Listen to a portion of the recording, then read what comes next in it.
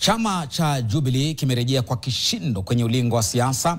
Kinara wa chama hicho, Rais mstaafu Uhuru Kenyatta, ameongoza hafla ya kuzinduliwa upya kwa chama hicho, huku mwaniaji wa urais na aliyekuwa waziri wa usalama wa ndani Fred Matiang'i akiwa kwenye mkutano huo. Tusikilize sasa yanayojiri na ambayo yanafuatiliwa kwa kina na mwanahabari wetu David Mudhoka. Kona ya jamhuri yetu ya Kenya, hakuna pahali ambapo hatukujenga mabarabara. Hakuna pahali ambapo hatukuweka stima.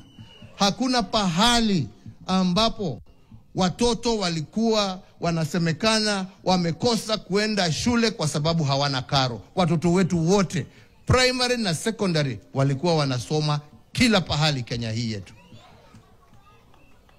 Na hiyo ndio njia ya kuinua hali ya maisha na tuweze kusongesha taifa letu mbele. Mambo hii ya kusema ati chama hii ni ya upande hii, chama ni ya upande hii, chama ni ya upande hii, la, wacha tuwe na national parties ambazo zinaunganishwa kwa sababu ya sera, lakini sio kwa sababu ya pahali ambapo zimetoka.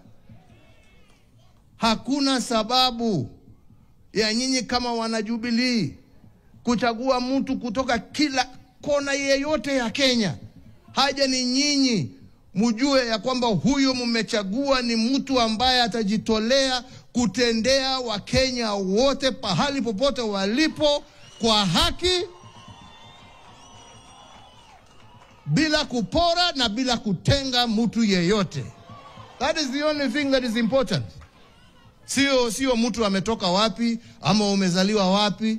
Na ndipo nilikuwa nawaambia hii story, watu walikuwa wanazungusha sijui Hasla, sijui huyu ni mtoto wa single mother, si huyu ni mtoto wa dynasty. Mimi najua watoto wangapi wa single mother ambao wamesoma vizuri sana na wameendea. Lakini kusema ati wewe sababu wewe umezaliwa na single mother, hiyo ndio qualification yako ya kuchaguliwa. Hapana, njoo uambie Wakenya ni nini utawafanyia. Pahali popote umezaliwa, haja ni nini unawafanyia. Anyway, hapana.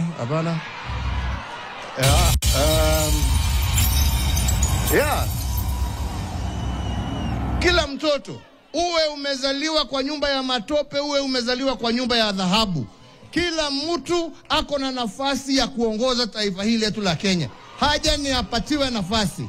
Na tunataka sisi iwe chama chetu cha Jubilee ndicho chitapatia Wakenya wote bila kubagua nafasi ya uongozi katika taifa letu la Kenya. Na hiyo ndio lengo letu. Na hiyo ndio nimesema, na nitahakikisha mimi nimesimamia hiyo process mpaka mwisho. Na ndio zile shida